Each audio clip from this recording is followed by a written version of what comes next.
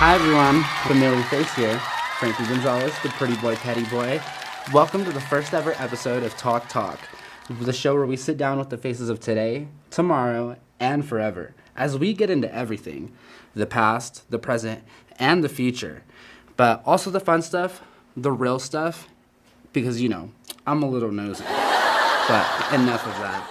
My guest tonight is someone who I think is pretty great, stylish, confident, and ready to break out. Please welcome my tag team partner, Michael Avalon. Thank you for coming to see us. Thank you. Thank you for having me. No problem. Thank you. Was it a long flight? Yeah, definitely. Well, I'm a bit jet lagged, so hey, excuse the energy drink. there you go. That's right. Well, please take a seat. Thank you so much for joining us here tonight. Thank you. Thank you for having me. No problem. Pleasure to be here. Pleasure's all mine. Well, I see you came in pretty stylish. It looks like I'm now the second most glamorous person in the room. But hey, if you can't beat them, invite them on your show so we can talk over them. Just kidding, guys. Kidding. But all right, let's see. You ready to get started? Oh yeah. Let's get into it. Let's do it. All right. So we'll start off a little easy, So, wrestling origins. When did wrestling first find you? Mm-hmm. Well, I think the earliest memory that I can think of was playing WrestleMania 2000 on the N64, and I couldn't have been at least 4 years old. My uncles and my brother and I would play that game, into the night. It was one of the things that we loved to do. So very early on, that was in the early 2000s. As I got a little bit older, I'd watch WWE, I'd watch wrestling, and wrestling was just always it for me. It was one place that I felt like, I could be accepted, that, I would be welcomed into it, and it was just from the get-go, Very it was, nice. It was always there. No, I would agree. I also had some very early memories of playing the SmackDown versus Raw games, and so definitely, I could definitely agree with that. Absolutely. So you said you were playing that with your uncles, right? Yeah. When you were were you a fan growing up? Oh, 100%. Yeah. Who were your people? Oh. Well, that answer varies, I think. When I first started, I feel like a lot of people will give this answer of Shawn Michaels. I was related to people that were smaller and more technical. Rick Rude as well, Mr. Perfect, Bret Hart, real technicians inside the ring. Not only were they technicians, but they could talk. They could talk the talk. They could back it up. And they were just so charismatic, and that charisma is really what drew me into those characters, into those professionals. And not only that, that they could back it up inside the ring. That they were, some of the best technicians even to this day in the wrestling business. But as I got older, into my teenage years, then I started branching out into TNA, into Ring of Honor, into independent wrestling. Guys like Samoa Joe, AJ Styles, Christopher Daniels, Bryan Danielson, a lot of the people that pioneered, I would say, independent wrestling in the mid-2000s, going into, the late 2000s even, who are now at the top of this industry. Some of the most successful professional wrestlers that started out, just like we did, as independent wrestlers. And I think there's a certain punk rock aspect to it of, they're independent and they're going against the norm with their style of wrestling, with, paving the way for the future generation in a different way than the people that came before them. So, yeah, I really took a liking to independent wrestling, really. And then, yeah, I couldn't see myself doing anything else with my life. It kind of just hooked me in, and it's like, this is it. Well, those are some pretty good names, pretty good answers. Yes, I could see where Michael Avalon comes from, with some of those names. So, yes. What was the moment where you knew you had to do this? I wish that I could say that there was a definitive aha moment where I was like, this is it. But To be honest with you, I can't necessarily think of one. I just knew that throughout my life growing up, you know, outside of all the noise of my personal life and the things that I had to endure, wrestling was just always my comfort, my safe space that I could go to when nobody else was there for me, that I would be comfortable in. And I just knew that like I had to do this. It was more of a feeling that this is what I was meant for than seeing something and being like, oh, I need to do that. I never really felt like I was good at anything except for wrestling, except for, enjoying it and now getting into it, being a wrestler. And I just couldn't see myself doing anything else. As I said, from a kid into a teenager, it was always there for me, and it evolved. But I think I almost evolved with it in the sense of as it changed, I was like, okay, I could see myself doing this. Not only doing this, but excelling at it. Not only excelling at it, but one day being the best to ever do it. So yeah, I don't think it was necessarily one moment as much as it was an accumulation of time of like, okay, I could do this. Not only can I do this, but I can be great at it. Pretty great. I had to. Yeah. Well, that's really good. Well, when did you start training or become a wrestler? Well, I would have liked to start much sooner than I did, as soon as I got out of high school. But that wasn't necessarily a reality at the time. You get out of high school and you have all these plans of doing things, and then reality hits you of, well, shit, I don't have money. I don't have a car. I don't have a way of actually making this a reality. So I had to go and get a real job like a loser. I had to go and make money and get a car and get all these things and make this a reality. And I turned 24 last year, and I had a quarter life crisis, is what I called it, of finding myself again and realizing what I was passionate about. And it's been a quote this past year or so in professional wrestling: a man often finds his destiny in the route in which he takes to avoid it. And the route that I was on eventually led me back to finding my passion again and reigniting that fire and finding Michael Avalon again, saying this is what I need to do. So I started training July 27th, 2024. It was my very first day, and ever since then, it's been like the ascent of a roller coaster. And everything else has just been a roller coaster ride from there, I would say. So yeah, I knew that this is what I was meant to do. It was only a matter of time before I made it a reality. And finally, I'm not getting any younger. I'm certainly still young, all things considered, but I'm not getting any younger. So it was now or never. It's time to make it a reality, So I did. Well, yes. Well, I could definitely relate to what you said about wanting to start a lot sooner. Me, myself, I really wanted to go after it so right away. But, like you said, life happens, so many obstacles that could come into the way. I remember my first training, it was like, January, first day, actually. January 27th of 2024, I believe, or 23rd, somewhere around there. But, yeah, okay. So I would have also, I agree with you. I would have loved to pursue a lot sooner. But, hey, sometimes things just fall right into place, if we both would have started a lot earlier, who knows? We wouldn't have been tag partners, but I think everything everything always has to fall right into place, and I think it's really good timing so I think that's awesome. Yeah. Agreed. What was your early training like for you? Your first weeks training, what was that like? Honestly, I think the first bump that I took, I just knew, like, all right, this is it. I knew that my whole life, but actually stepping inside a ring, running the ropes, feeling the way that the ropes hit your back when you hit the ropes, taking a bump and landing in the ring, like, I just knew. It hurts, can't deny that, but it's a good type of pain. It was like the first hit of a drug, for lack of better example. It was like, all right, yeah, this is it. This is what I thought it would be, And I couldn't have anticipated the bumps and bruises and, how much it actually hurts, but all of that is worth it for being able to pursue your dream and make it a reality.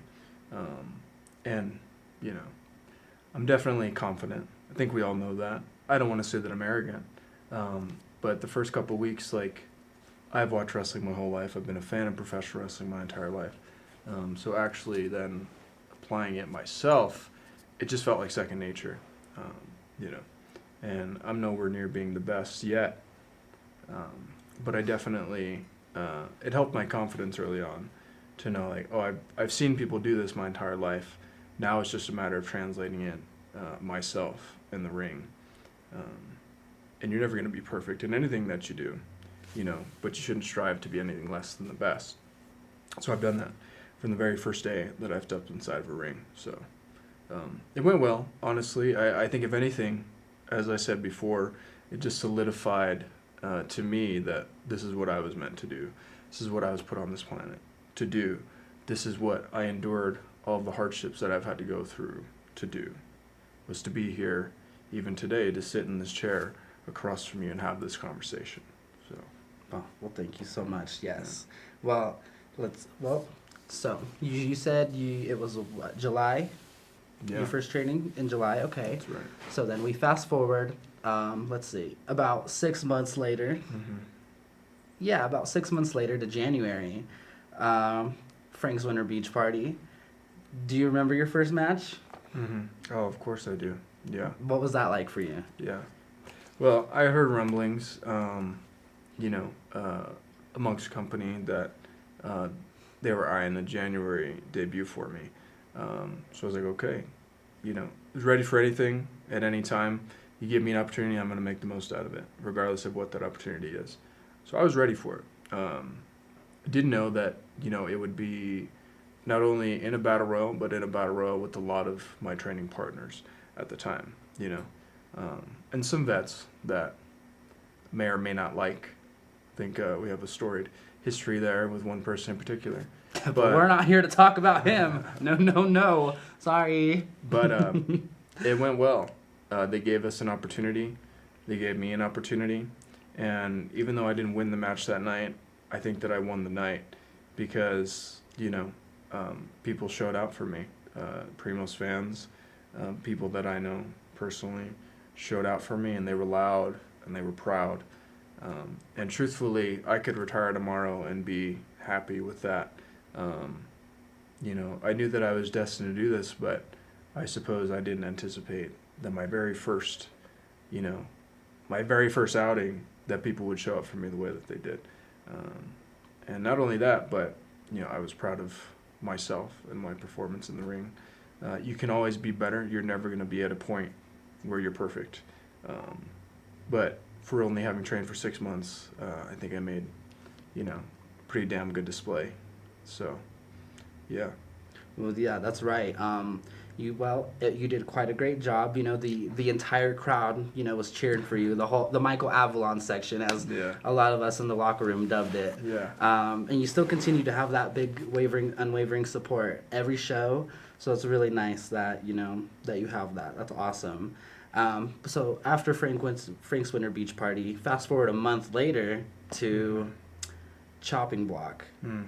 That one was where you had your singles debut against the Nikki Hyde. This is not his show, so the Nikki Hyde.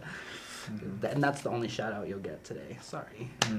But you had a match against him. How was that? I did. You know what? I will say this. I very much respect Nikki Hyde as a competitor, which is exactly why I picked him to be my opponent on my debut match, because I wanted to test myself against an established competitor, right? He came from Georgia, a lot of accolades there. He's an accomplished wrestler, and I respected that. And so I asked Marlon Bishop if I could have a match against him on Chopping Block.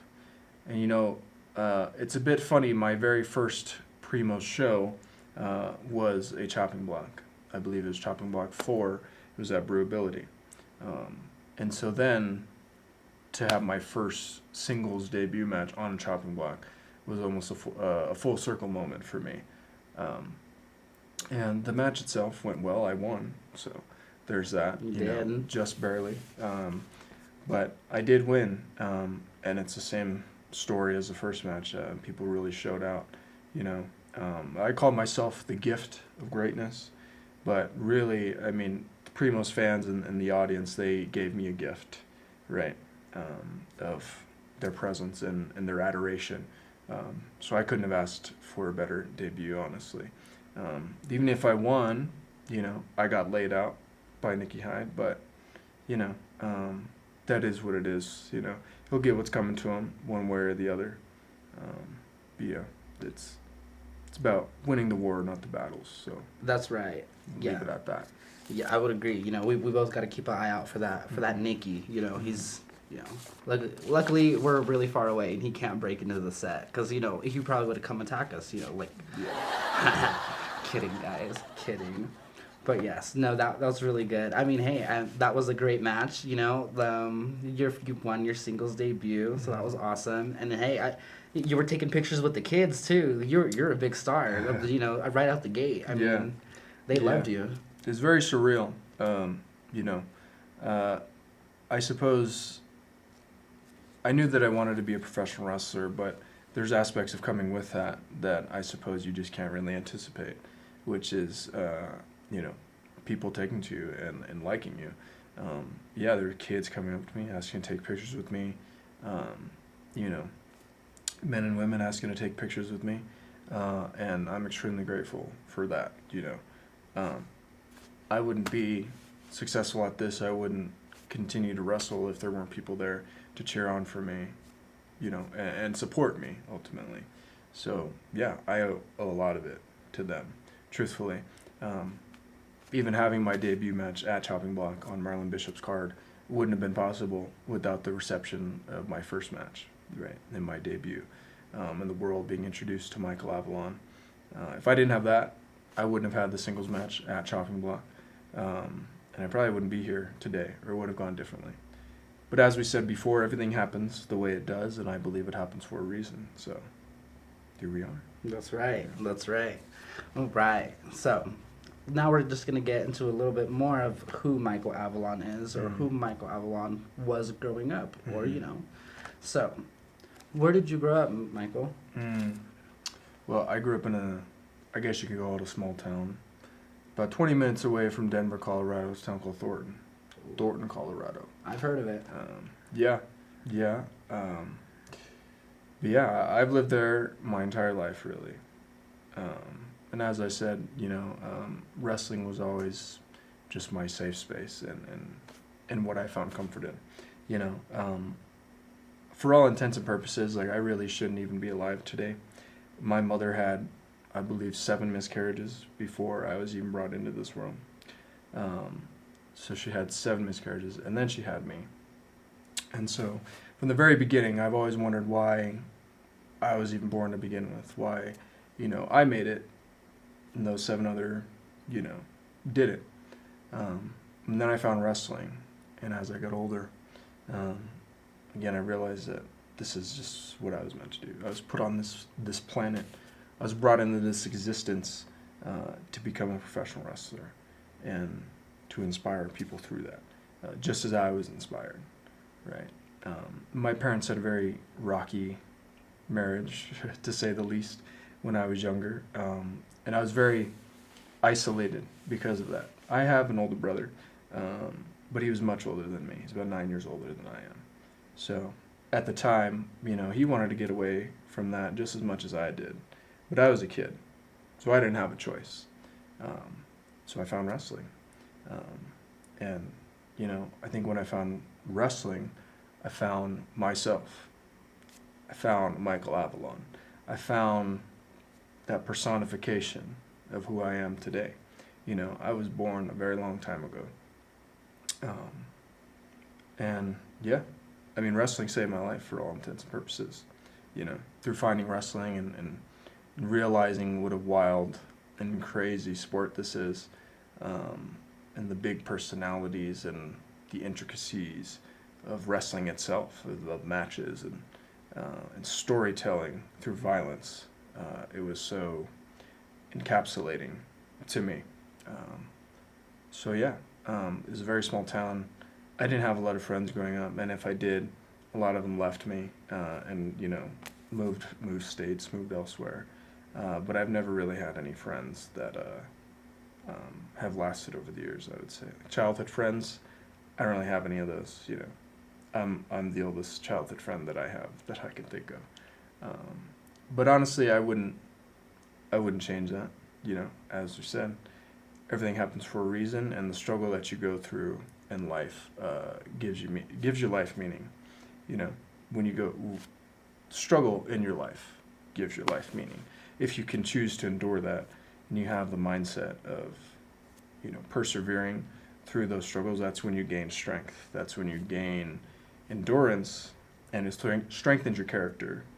And it ultimately turned you into the person that you were meant to be, which is the person that I am today, sitting in this chair. So, yeah, yes, sir. I wouldn't change it. Hey, well, thank you for sharing. For sure, that's what we're here to do. So we appreciate you sharing that. Well, follow up. You said you grew up in a small town. What were you like in school? Excuse me. I was very much a loner, I would say. It changed as I went through the years of school, I would say. I had friends and friend groups, but very similarly, as I said before, it was only for a year or two. Then we just kind of lost touch. We went our separate ways. We had different desires in life, so we kind of just branched off in different paths. But I just really kept to myself, and not only that, but I always felt ostracized, for the things that I like, for liking professional wrestling, for, liking video games and cinema and, movies and stuff like that, the music that I liked. I just never really felt like I belonged anywhere, except for wrestling. I keep bringing that up, but it's very much a foundation of who I am and how I grew up. And I spent a long time running away from it, of trying to avoid it, out of trying to be accepted by people, of, well, if I just don't mention it, maybe they'll accept me, maybe they'll welcome me into the cool kids club. And even when that does happen, and that did happen, I didn't want to be there. I didn't enjoy it. So I spent a long time running away from that, only to eventually realize that what I had been running away from for so long was exactly what I needed to run towards. Because when I embraced that, when I became a professional wrestler, was when I fully came in to who I am and fully embraced myself. So it's a bit ironic, I would say, that I spent so long trying to run away from it to be accepted, that running towards it allowed me to accept myself instead of trying to get acceptance from other people, if that makes sense. No, most definitely. Yes. Yeah. No, I could agree. I had a similar kind of upbringing in school. I could relate to that. I much different than I am today. Like life happens. People change, but like we said earlier, things happen for a reason. So now we are in this chair. We both are. So that's really nice. That would have been interesting to see. Yeah, for sure. Well, let's see. What do you like to do outside of wrestling? Well, if I'm not in the gym, I'm working on my body, which is no secret that I like to do that. I like to read philosophy specifically. Philosophy has always interested me as, I don't believe that you should follow like a single doctrine unless you believe with your, the absolute whole of what you are, and that's the truth. But I always like to read different things and to understand different worldviews and philosophies of, the meaning of life, the meaning of existence, why we're here to begin with. As I said before, I've always wondered why I was even born to begin with. given the circumstances surrounding that. So I think I've always searched for meaning in life. So philosophy is definitely a big one. Again, as I said before, cinema and movies, and I love the way that you can express the human condition through art and through creating things. In movies and in music, in a wrestling match, applying those things and being able to tell a story through them is really what interested me. Video games, even, I play video games from time to time, but it's not like multiplayer games like Call of Duty and Fortnite, please. I would say it's like story-driven RPGs and stuff like that, where your choices have consequences and you can really explore the depth of characterization and world building, and the consequences of making those choices. It's very applicable to real life, I think.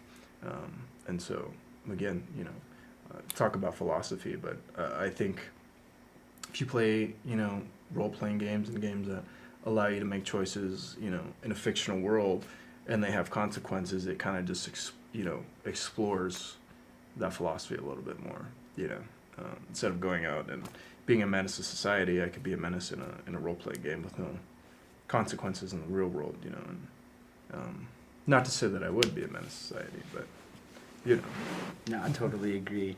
Video games are, I know, I'm a big gamer myself, love video games, so I definitely love doing when you said you don't do the Fortnite, I was like, boo, whatever, but it's fine. No, there are some really fun games. What games do you like to play? What are some of your favorites? Well, my favorite video game franchise of all time is easily Mass Effect. Okay.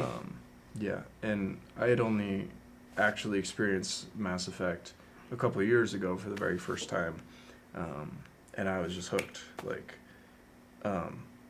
I saw a meme that was like my life before Mass Effect and my life after Mass Effect. That's how I categorize my life, because it was the first game that I really just got sucked into and experienced, amazing world building and immersion. And only 3 games, really. It's a trilogy, right? The first game really establishes the world that you're inhabiting, and then just the writing is very well done. And that was the first time playing an RPG that I really was like, okay, all the things that I just explained, that was the first game and trilogy that really helped me to understand that. And then I would also have to say Cyberpunk 2077. That's a good one. I've played that one. Love that one. Again, all the things that I've said about philosophy and storytelling, and your choices having an impact, right? The story of V, and I think the tragedy of it as well, without spoiling anything for the audience. I enjoy stories that have a bit of tragedy to them, right? Because life isn't always perfect, right? Life isn't all sunshine and rainbows. I think everybody can agree with that. And you go through your hardships. But I admire the concept that there's not always a happy ending to a story. Sometimes it ends in tragedy, and that's not ideal for everybody. Everybody wants to believe that they're going to have a happy ending. But the things I've seen in life, there's not always a happy ending. Sometimes it does end in tragedy, But ultimately, the fact that our existence ends someday gives life itself meaning, right? If we were immortal and we lived forever, then, things will start to lose meaning after a certain point. I believe it was Homer that said in the Iliad that the gods envy us because we're mortal. Everything is more beautiful because we're doomed, And so I think about that a lot. And it makes me want to give meaning to my life, which is, exactly why I got into being a professional wrestler. Is to give my life meaning and make it mean something, but also to leave behind something that will inspire people after I'm gone, when I do, pass on. So, yeah. Sorry to go on that tangent there, but no worries. I try to be meaningful in the things that I do, and many people might say that playing video games are a waste of time, but I think anything that you enjoy doing is time well spent, And not only that, but engaging in something that will then expand your worldview or, your morality, the way that you view things. So I do everything with purpose and with intention, and try to take things out of it, instead of just moving on. So, oh, that was fun, and then I move on. Like, I try to really think about it and enjoy it, and, well, what is this? Because ultimately, anything that makes you feel something is art, right? Which is what I love about professional wrestling, too, is that it makes you feel something, So it is art, and we are artists, some more than others. But yeah, to conclude, I would say that takes up a majority of my time if I'm not in the gym, if I'm not training, if I'm not wrestling, on the time that I do have outside of those things, and that's what I'm doing, I would say. Nice. Very nice. Very well spoken as well. Oh, thank you. Well, let's see. Circling back to the topic of wrestling. If wrestling wasn't in your life, what would you be doing? Honestly, I don't really know. I don't think, as I said before, I'd be alive today without wrestling. So I always knew that this would be it. It was just a matter of time. If I didn't have that, I don't really know. Honestly, I probably wouldn't be alive today if I didn't have wrestling. But should something happen and I can't wrestle anymore, God forbid, then who knows? I'll figure it out. I'll cross that bridge when we get there. But as of now, this is the rest of my life. And I'm not going anywhere anytime soon. So. Very nice. Very nice. Yeah. Well, like you said, God forbid, that opportunity doesn't get taken away. But if for some reason it did, would you still want to be involved in wrestling somehow? Whether it was behind the scenes, on-screen character, any type of aspect, maybe even being a referee, ring announcer. I mean, hey, there's lots of ways to be involved in wrestling. Would you still see yourself doing something, a part of it? Yeah, absolutely. I've always taken interest in commentating, if not wrestling. Like calling a match and that. I've always enjoyed that. So I definitely would be interested in it. Fun fact: I've ring announced for Primos once or twice. Yeah, you see if you can figure out which shows those were. You guys got to dig deep for those. But I enjoyed that. Definitely. I love talking, as you can probably tell. So. Fine. The show is called Talk, so please keep going. That's true. But yeah, whether it's commentary, announcing, even like a backstage interview presence, if I can wrestle, then it's something along those lines, I think. Even being a producer, or creative, like writing, I've said I enjoy the art of storytelling. So being able to write and create these stories within wrestling, I think would be interesting as well. So, yeah. Even one day after my wrestling career, and I do retire from in-ring competition, I would still like to be involved in any capacity along those lines, I think. So, yeah. Well, very nice, very nice. Well, all right. So we've been talking for quite a while, talk. We've been talking for quite a while. We've got a little serious. We've had a little bit of fun banter. Now it's time to we're gonna do a little fun segment here. What I am calling Wrestling Tinder. If you're familiar with Tinder, you swipe left if you're not liking it, or you swipe right if you love it. So yeah. So we're gonna play a little game. I'm gonna bring up some topics. If it's not for you, swipe left. And if you love it, swipe right. And then whatever you end up liking, we'll circle back to it. All right. Okay. So we're going to have a little fun here. All right. Welcome to Wrestling Tinder. Ding. Don't sue us, Tinder, please. I'll call it something else if you want me to, but don't fucking cease and desist me. I'm very familiar with Tinder, so this should be fun. This guy, as you can tell. See what I'm saying? All right, let's see. So remember, swipe left, not for you, swipe right. If it's, for, if you love it. Hardcore wrestling. Honestly, I'm going to have to say left. All right. Say left. Swipe left. Yeah. Technical wrestling. Oh.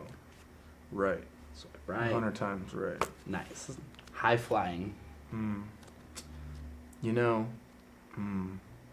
it's neither here nor there, but I think I'd have to go left. Okay. Yeah, Okay. but Death match wrestling. well, you know, for the longest time, it was a left, but ever since coming to Primos, you know, I mean, it's the biggest show of the year for Primos, a Slave to the Death match. So, honestly, I'm gonna have to say right. Very nice. That's Very right. nice. Story-driven wrestling. I think I know the answer to this one, but I'm gonna let you answer. Yeah. Well, of course, with the theme of this conversation today, I'm gonna have to say right.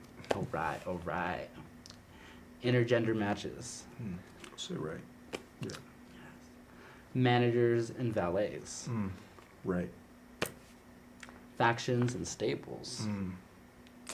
You know, some of the biggest draws and acts in professional wrestling have been stables and factions. So I would have to say right, honestly. Nice, nice. All right. Perfect. So let's circle back now to some of the stuff we swiped right to. Okay. So, technical wrestling. I know you spoke a little bit about that earlier. Why did we swipe right? Yeah. Some of my favorite wrestlers growing up were all excellent technicians.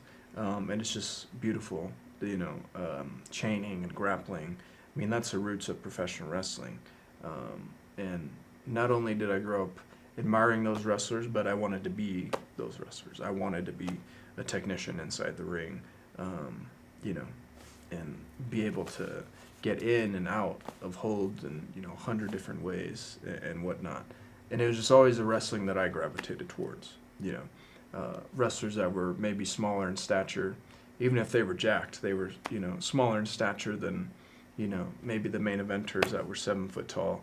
And even like going back to WCW, the mid card was all, they call them cruiserweights, but they were all technicians, and they always had the best matches on the card. So growing up, I wanted to be those people, you know. So that's what now that I'm training and actually I'm a professional wrestler, those are the styles that I look up to and would like to, you know, cultivate in myself. So 100%.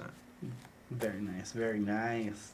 All right, let's see. I think the next one that we swiped right on was deathmatch wrestling. Yeah. Well, as I said, you know, in the past, I didn't really understand it. I think deathmatch, you either get it or you don't.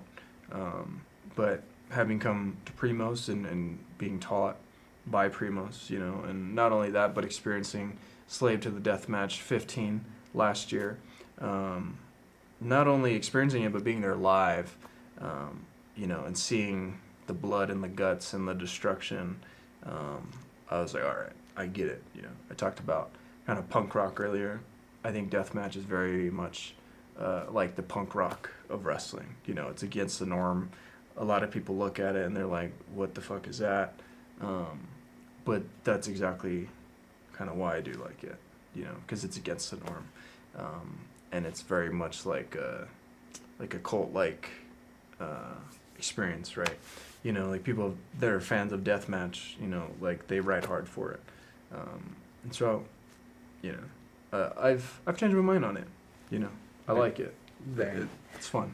Well, yes, I would agree that Slave to the Deathmatch definitely does change a lot of perspectives. It changed mine for sure. I know getting into wrestling and hearing about it, I was like, nope, not doing it, not bleeding, I'm not, But, you know, I was still, you know, learning at the time, so you know, of course I could have said that.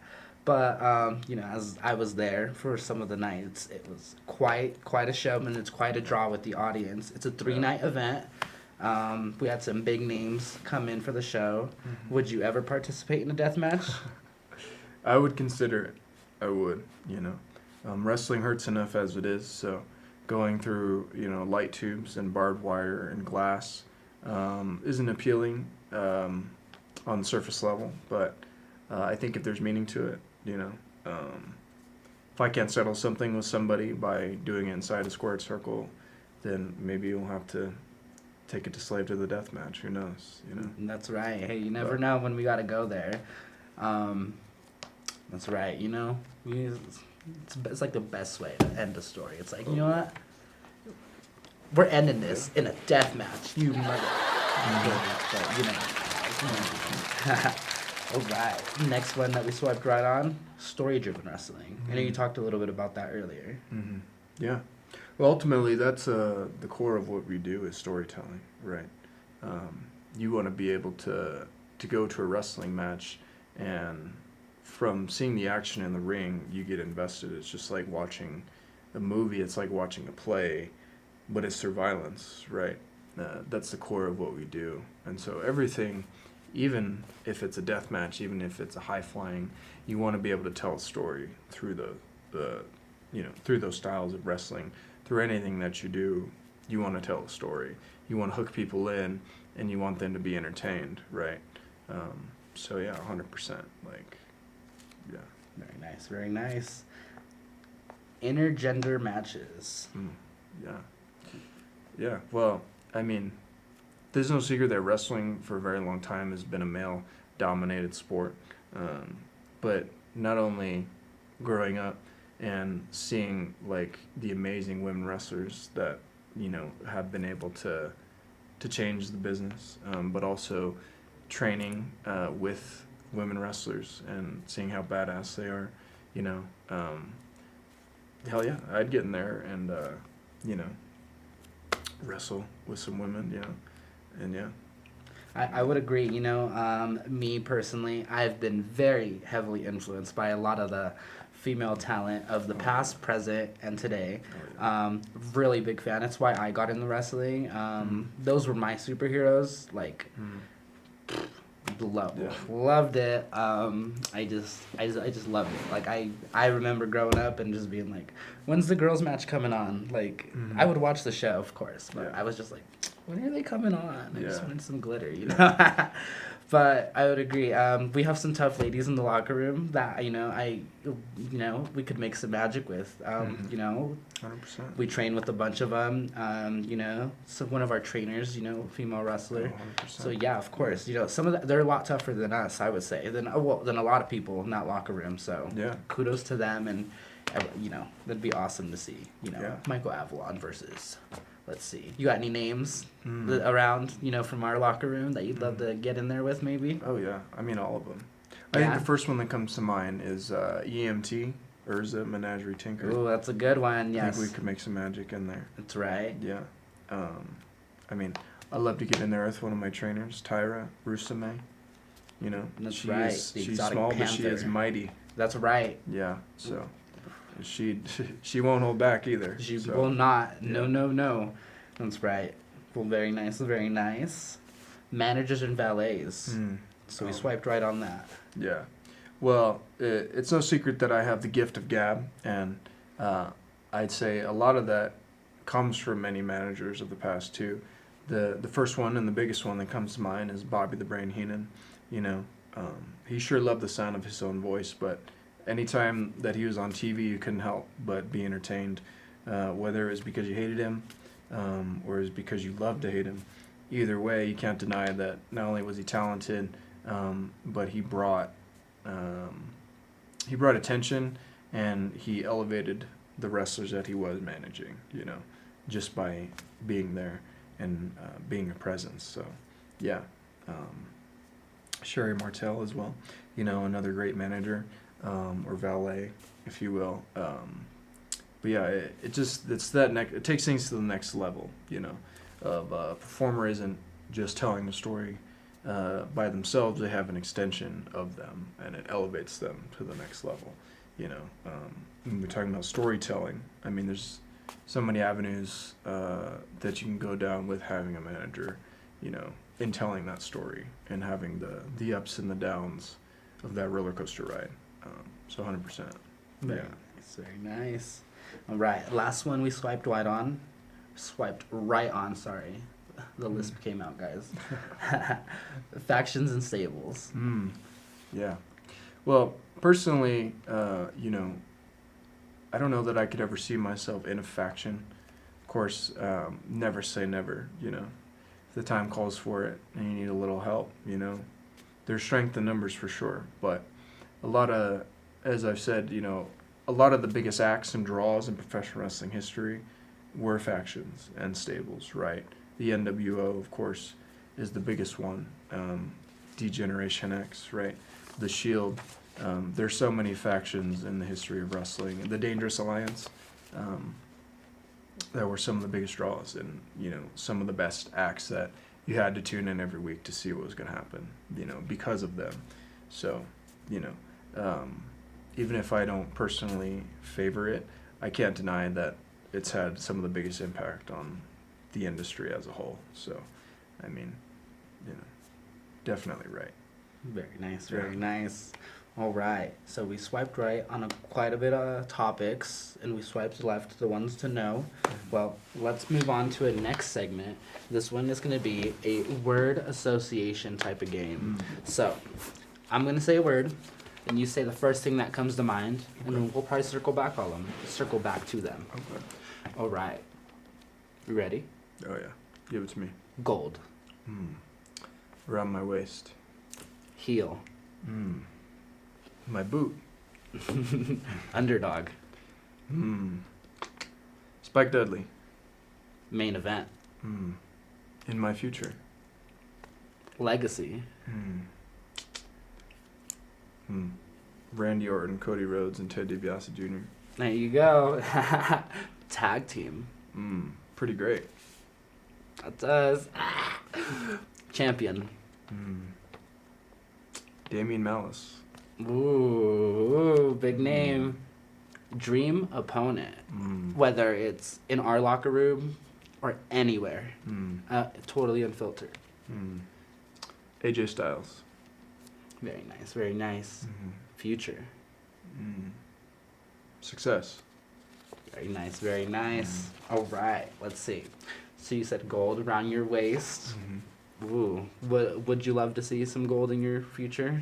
Oh, absolutely. Of course. Yeah. Who wouldn't, right? Yeah, exactly. Nice, nice. Let's see. You said... So what did we say to main event? In my future. Ooh, that's right. Well, when you had your debut, you were, almost main event? So, hey, you're getting there, buddy. Nice, nice, nice. To tag team, you answered pretty great. And, hey, that's us. How's that been for you? Yeah, it's been great. As I said before, I'll take any opportunity given to me and I'll run with it. And realistically, I couldn't have asked for a better tag partner. So, we just started out, but I think we've got a bright future ahead of us. So, I appreciate that. Yes, I mean, I do want to circle back to that, and I do want to answer. I do appreciate, for you taking the opportunity, to come here, but also not just that, but to be my tag partner. I also couldn't have asked for a better tag team partner. Like I've told you, behind the scenes. I don't want to downplay my character, make mine seem so. But, my character is, or my personality is how it is. So it's very, the real me, outside, it's very nice to have that support, because, I'm not the tough guy, the strong man, like you, so I do appreciate, wanting to be my tag partner and run in with it. I mean, hey, it's been really fun. Who knows, maybe we'll get those tag bouts soon. Watch out, Cole. Watch out. But yeah, so yeah, I do want to thank you for so much for for just being willing to be a part of it, because I know a lot of people wouldn't want to, which I totally get, because I don't want to downplay my character or say mine's Yeah. If you know what I mean. Yeah, absolutely. Well, anybody that's not willing to tolerate that is insecure within themselves, and they should probably have bigger problems than your character. But I mean, ultimately. I think we balance each other out pretty well, so it works. Works. Yes, sir. Let's see. We said champion. What was your answer to that one? So Damian Malice. Ooh, why Damian Malice? Coming up in Colorado professional wrestling, he's very prominent in many promotions, but he's also been the Primos 303 champion for, a good amount of time. But I don't know. It was the first thing that came to mind. I think he exemplifies being a champion pretty well. And, not only the 303 champion, but champion in other promotions as well. So that's right. I don't know. It's a good name, good one to choose, yes. So you said dream opponent, AJ Styles. Yeah. Like I said earlier, I followed AJ Styles' career from very early on, when he was in WCW even, to then ROH, and TNA especially. I mean, him along with a few others made TNA what it was in the mid-2000s. Not only that, but I think he exemplifies everything that I admire in a professional wrestler. Not only is he technical, but he can do the high flying, and he just makes everything look so effortless and so clean and just, crisp. And he's one of the greatest of all time, in my opinion. So being able to get in there, make some magic with them would be a dream come true. Yeah. Very nice, very nice. And then what was the answer to Future? I don't remember. I don't remember either. Hey, it's okay. Success. That's there what I said. Well, truthfully, I don't see a future in which I don't succeed.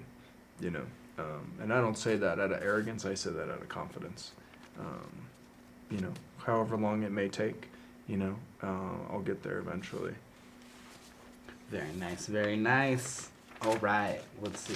So now we're going to talk a little bit more about, music and vibes type. Because, you brought up some music earlier. Who were some of your favorite music artists growing up? Well, I have a very wide range of music that I listen to. But, of course, my theme song is a Led Zeppelin song. So definitely classic rock. I would say 70s, 80s rock. But it depends on the type of mood that I'm in. As I said before, a lot of punk rock, stuff like that. And, I like some hip hop and rap. Suicide Boys, I think, are a big one that I like to listen to. Again, their popularity has increased a lot in recent years, but when they first started out, it very much was punk rock, even if it's not rock, the spirit of it is punk rock. They're independent artists. Even to this day, they have their own label, and everything that they do is independent. They didn't sell their souls out to a big corporation to make it where they did. They did it through hard work and to consistency over the years. Even if they're not everybody's cup of tea, they never sacrifice their who they are, and never sacrifice their being genuine to try to appease anybody else. And yeah. All right. Well, so let's see. How you said you have a Led Zeppelin song as your theme song. How did you pick your entrance music? Again, I wish that I had a moment where I was like, that's it, but I always knew that it was going to be a classic rock song. At first, it was an Ozzy Osbourne song, but I needed something that would get me in the mood, and has like a higher BPM that I can walk to the ring and I can, feel myself and get into the mood to kick some ass. And also something that fits Michael Avalon's vibe, which I think it very much does. And so, honestly, since I was a teenager, it's been that song. So even being able to have that theme song and come out to that is a dream come true in and of itself. And I hope that one day it becomes tied to my name in the sense of you hear that song and you think of Michael Avalon. So very nice, very nice. Well, speaking of that song, so what does that song say about you? Well, it's very bouncy. It's got a nice groove to it. It's very upbeat. To me, it's very confident, right? It's arrogant. It's, it was released in the 70s, so it just kind of exemplifies that era and the swagger of that era, especially for me, for Michael Avalon. I don't think it's a secret that, I like to dress up, and, I think a lot of the things that I wear that exemplify who I am are kind of, 70s, 80s inspired. So that entire era, I think it encapsulates that. But it also allows me to be who I am and unleash myself, if that makes sense. No, most definitely. Very nice, very nice. Let's see. So, This one's kind of a weird one, because, you said you've picked that song since, middle school, from very young. What would you have a dream entrance song, or is that it? Mhm. You know, like No Limits, Fantasy Pick, whatever song it would be. Mhm. You know, that's a good question. And honestly, I think that is, you know. Um, I mean, they asked me what I wanted for my theme music, and that was always it. So being able to use that is like, that's it, you know. But Very nice, very nice. All right, so now we're going to talk about the future, you know, and some goals. So what are your goals for this year? this year, well, I would definitely love to main event a show, you know, um, to win some championship gold, whether that's a tag team titles, whether that's a singles championship, regardless of what it is, you know, I'm ready for anything and I'm willing to do anything. You know, I have the mindset of you give me an opportunity and I will make the most of it. You know, there's no opportunity that's too big. You know, I think if your dreams aren't, if they don't scare you, that they're not big enough. So of course, you know, I want to be at the top of this industry someday, and I'm going to be.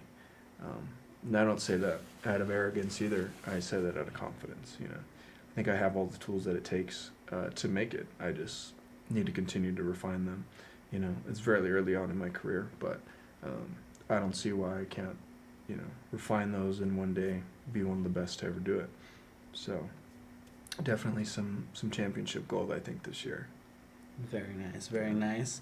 Where do you see yourself in 3 years? 3 years, man. What is that? 2028? Yes, sir. Well, you know, it's hard to say. This year itself has moved very quickly. You know, almost been a year that I've been training already, and you know, now having actually worked some matches and getting some exposure and getting my name out there, it's all moved very quickly. So, who's to say where I'll be in 3 years' time? But you know, hopefully, make a name for myself in Colorado professional wrestling in general. You know, show the world who Michael Avalon is. And I mean, really, that's the most that I can ask for. You know, it's already, you know, superseded what I expected of, you know, Michael Avalon and professional wrestling, just within the first couple months. So I can only imagine, you know, what'll happen in 3 years' time. So hopefully, nothing but good things. I would say. That's right, that's right. Well, let's see. So, what's the big dream? What's the ultimate version of you in wrestling? No limits. Like, what's,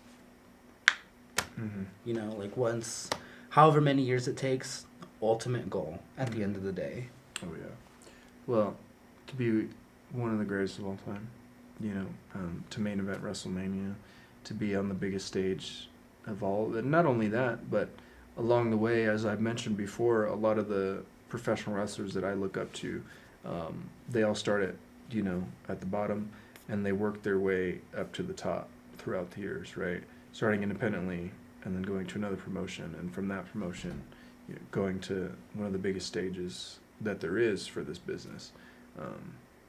So I definitely, you know, I don't want to, I want to earn it, you know. I want to go through the, you know, every avenue possible to cement a legacy for myself, where at the end of my career I can look back and be proud of it and say, you know, I did everything that I said I was going to do. But not only that, hopefully inspire some other, you know, younger people to do what I wanted to do and look at Michael Avalon and say, oh, I want to do this one day. You know, I want to make this a reality. But not only that, but influence people through wrestling, you know, say, I want to be a wrestler like Michael Avalon. I want to be a technician. I want to be a storyteller like Michael Avalon. So yeah, I suppose leave behind a legacy, you know, because that's all you really have once you die, you know, is your legacy and the way that you treated people and made them feel. So yeah, leave something behind when I leave this earth, essentially. Very nice, very nice. Well, let's see. So now that we're here, you know, it's a perfect opportunity to talk to, you know, the audience, the world, the people who don't know Michael Avalon and the people who do know Michael Avalon. What do you want to say to your supporters? I wouldn't be here today without them, honestly. Truthfully, and a lot of people say that, but when I say that, I really do mean it, because the very first time that I was introduced to the world, Frank's Winter Beach Party, just at the beginning of this year, um, you know, as I said before in this conversation, I mean, they showed up en masse and they were loud and they were proud, and because of that, I've gotten more opportunities because of that, because people support me and they're willing to pay their hard-earned money to come out and see Michael Avalon wrestle and to come out and see Primos. I mean, it means the world to me. I wouldn't be able to have this platform, be given these opportunities without the people that support me. And hopefully, that continues to grow and more people want to pay their hard-earned money to come see Michael Avalon wrestle. And not only that, but I hope that that's money well spent when they come to see me wrestle. They're getting their money's worth and they're entertained, and they want to come back for more, But as I said before, I mean, I couldn't have imagined going any better than it has, getting into this. So, I mean, really, I owe them everything, truthfully. Very nice, very nice. Let's see. So you said what you said, but to your supporters, would you have anything to say to your doubters, to your haters? Well, honestly, people that doubt me, they fueled the person that I am today.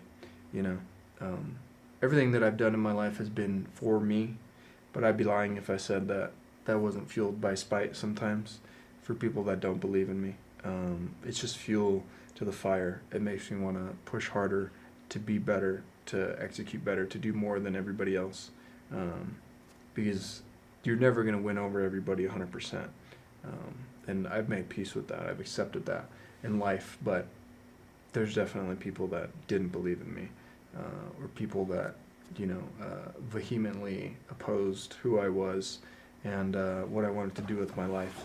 And as I said before, I spent a long time running away from who I am and trying to bury that inside of me, but ultimately it wasn't until I let it come out and I embraced it that I found power within myself and the power to become who I am and surpass everything that I thought was possible. So honestly, I hope people do continue to doubt me, because if anything, it's just going to make me better and it's going to make me more successful, because I use that as fuel, so it doesn't bother me.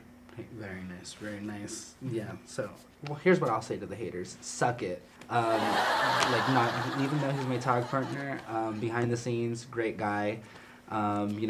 He's definitely always putting in the work. Anytime a lot of people, I don't know, at least I'll speak for myself. I know at times, when I'm not doing such a great job at practice, there's always, a good motivation, so you're always a good motivation. Thank you. When I know personally, when I've been like, I can't do this, you say, you're like, don't say you can't do it, or you say something like that, right? Because if you put hold yourself to a higher standard, right? Yeah. Something like that, I believe I've heard you say, so. Absolutely. I do. I hold myself to the highest standard, because,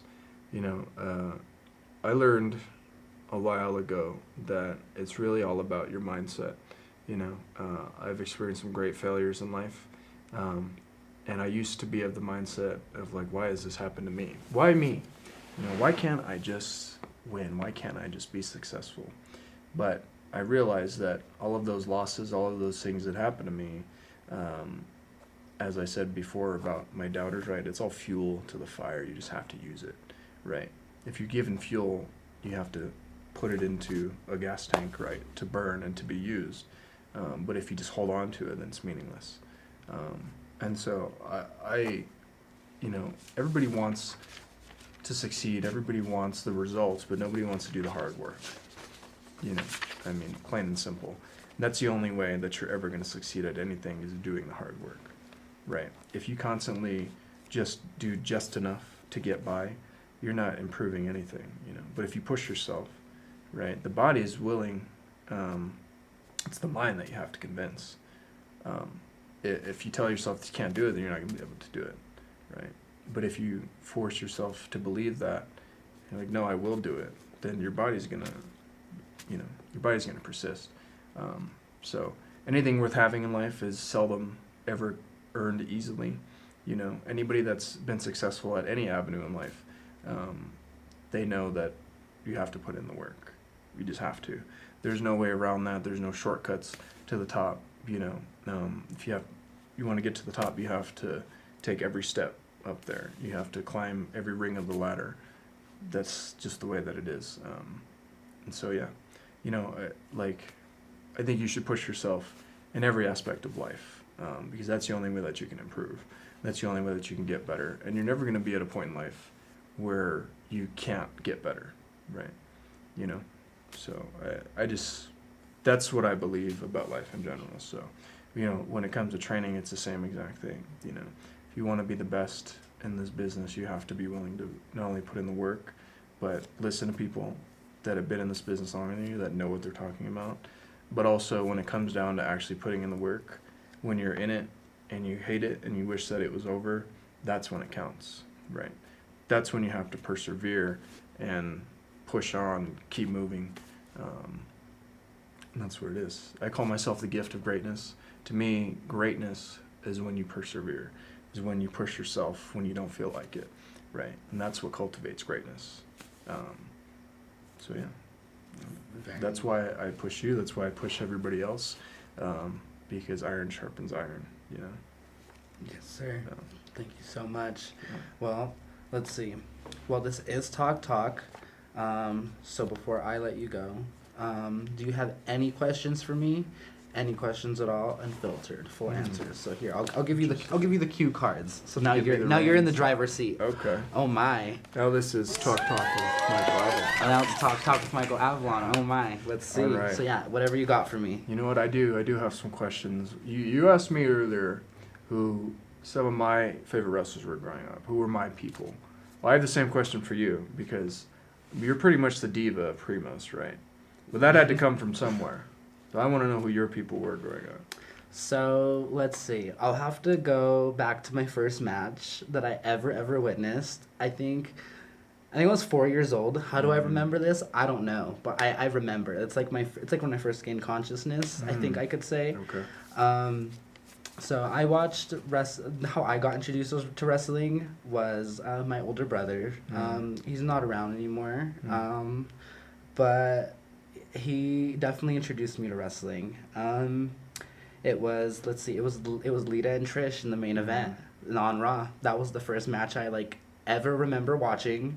I remember, how do I remember it? The outfits, the iconic outfits, the bodysuit of Trish, and then Lita with her rocker style punk. Oh man, I just remember watching it and I was just like, and then every time I tell my brother, because I didn't know it was called WWE.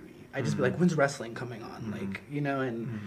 And over time I lost it, but yeah, it was, so I'll say at first, because it was my first match, Trish and Lita, and still to this day, I love them so much. It's a great match too. A really good match, I love it. And then fast forwarding to the future, I ended up seeing a lot more of the divas. It was a lot of the divas era. There's so many to name, so I'll name every single one that comes to my mind. Let's see. The Bella Twins, of course. Love them. I loved it. Loved watching Total Divas. Love AJ Lee. Love her so much. Big influence for sure. I remember when I got hooked back into wrestling was NXT Season 3. Oh, yeah. The Divas edition, that had Caitlyn, AJ, and Naomi. Love Naomi too. Caitlyn, Kelly, Maria, Victoria, Michelle McCool. See, it's all coming. That's basically every single diva ever, honestly.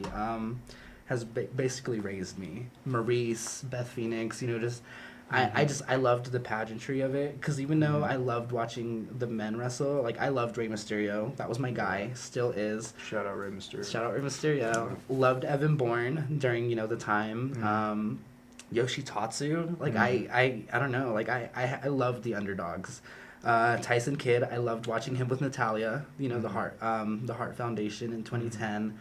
I loved so much of it. So yeah, basically every single diva ever, honestly, has basically influenced me. I do a lot, and right now, still to this day, let's see, I'll name my current right now. Love Liv Morgan. My finisher is the Oblivion. You know, Stole It Live. Sorry, I'm gonna have to ask your blessing one day, please. Let's see. Bianca Belair. Okay. I remember and Mercedes Moné, formerly Sasha Banks. I remember when their match got announced at WrestleMania, I got tickets. I wanted to see it so bad. And I went. That was my first WrestleMania. And I was like, I have to go see that match. Circling back to Bianca Belair, I love her so much. Like, I just... The second I saw her on my screen, I knew she was a star. And I loved it. And she makes her own gear. I make my own gear, so that's why. She definitely inspired me because I was like, I want to do it. Like, I want to, you know, because you just see a vision, and I loved it. So because of Bianca, I make my own gear. So those are my two right now. I'll just leave it at that. For right now, those two, but for the past and growing up, every single basically diva, not just in WWE actually. Let me go back to TNA. Loved the Beautiful People, loved Madison Rayne, and then, you know, now that I'm a wrestler myself, I get to see and meet a lot of indie talent, you know, independent wrestlers. We mentioned the EMT earlier. What an awesome, you know, person to be around. Pixie Pulsing. You know, these were some people who definitely made me feel really welcome and at home at Primo's. So a lot of these women do keep inspiring me to just keep going, and they're a lot tougher than me, for sure. So I love that. I'm like, yes. Love to make some magic with them one day.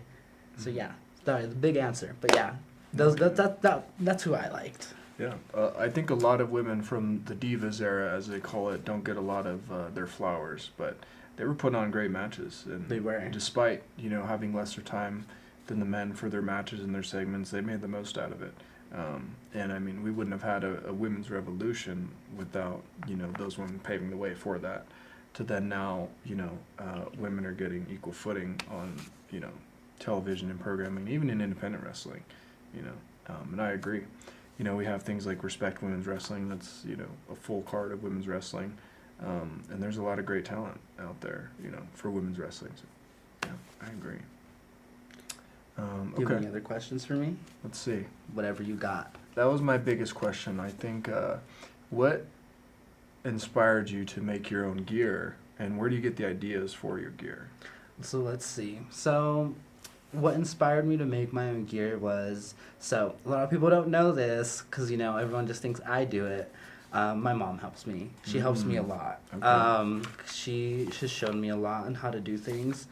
And it's very nice, you know. That's why my gear is really special to me, because it's not just something that I created. It's something that I will keep forever because my mommy helped me. Let's see. That's sweet. What are the flames? So my gear consists of like flames. I was a little pyro growing up. I just loved playing with fire, so I just always loved the whole fire type of vibe. Some people are like, is that like Booker T inspired when he did the Harlem Heat type of thing? Yeah. No, it's not. Sorry. I loved playing with fire. I loved it, and then I drew it up on my little iPad, and I just kept it. There is a little significance to the little straps I have on my knee. That signifies, that's a little shout out to AJ Lee, because when she would wear those socks with the little stripes, that's what that is. That's always going to be there, because I just loved AJ. So that's for sure always still there. And yeah, how Bianca inspired me, you know, like I just saw she did it, and I see a certain vision sometimes, and I just feel like I can't convey that to the world, and being like, I want it to look like this. Yeah, I could draw it, but like I said, it's my mom helps me, and it just makes it 100% more special. I try to do new gear every show. I try to. It's so hard. But I love doing it, and then the rhinestoning, it's like, once it's all done, love it. Yeah. Well, there's no denying that you have your own style, and you know, you stand out among the rest because of that. But I think it's a strength that you have. Shout out AJ Lee. That's mother right there. It is. She was really good, and there's no doubt that she inspired a lot of the talent that's around today. So, yeah.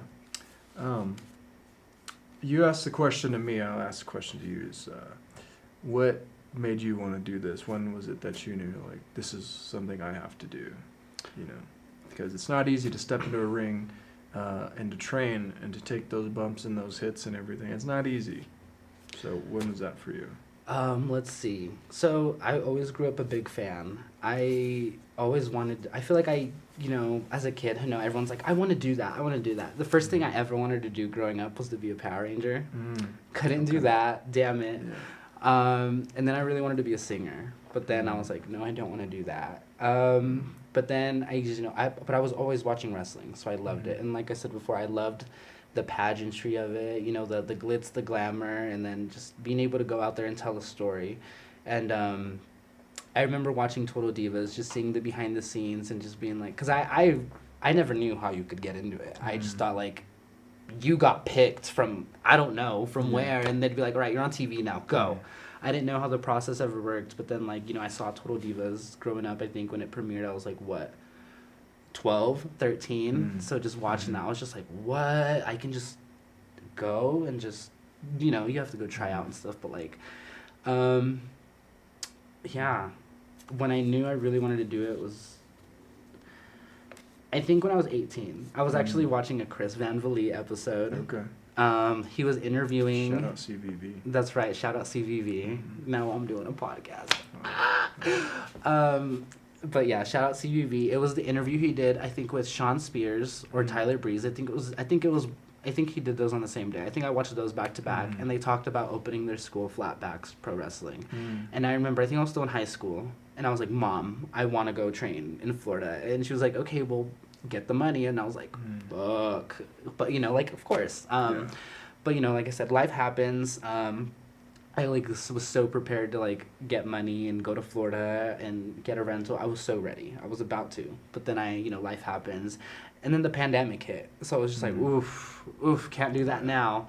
But then, time passes, life happens. So then I always in my head was like, I'm going to go train one day. I just got to figure life out first. And then, so I think getting out of high school is when I knew I wanted to do it. And then fun fact, at a job I actually had stumbled into one Caleb Crush.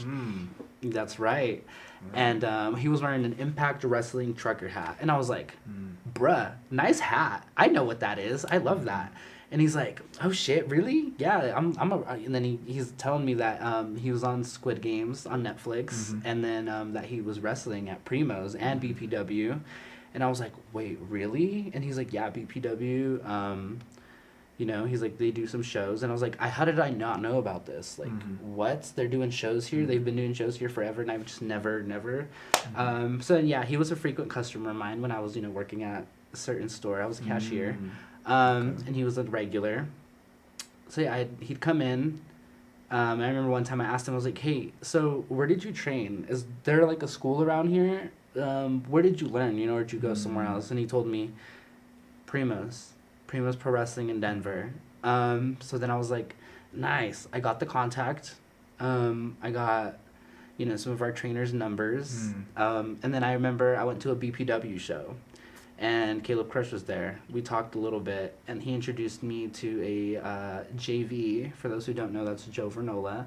I met him. He was the first person I met from Primo's, and he was like, yeah, here's the contact. Here's this number. Call this guy. And then, the rest is history. I think the BPW show I went to was Winter Warfare, either in December or January. And then I think the next week or in 2 weeks, I was at Primo's. I met the provider, who has been nothing but amazing. Has given everyone and such a good platform to be on. Especially it's such a welcoming community there. So would you say that he provided you with the wealth of knowledge? I would say so, for sure. Definitely, it was. Oh yeah.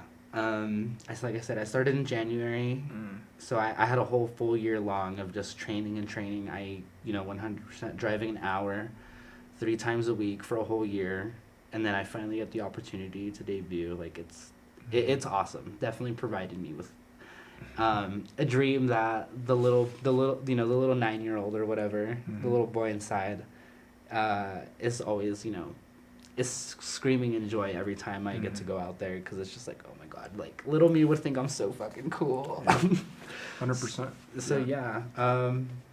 Gosh, I forgot what the question was, but yes. Yes, that's when I knew I wanted to do it, and then the rest is history. Here we are. Yeah, here we are. Yeah, shout out Caleb Crush. Shout out Caleb Crush. Maybe we'll make some magic one day. Maybe. Wrestled in Colorado for quite a while. Yeah, that's right. Badass, former Primos champion. Yeah. All right. Nothing but kindness. You got anything else for me? You know what? I don't think so. Well, shit. I mean, you answered a lot of my questions there.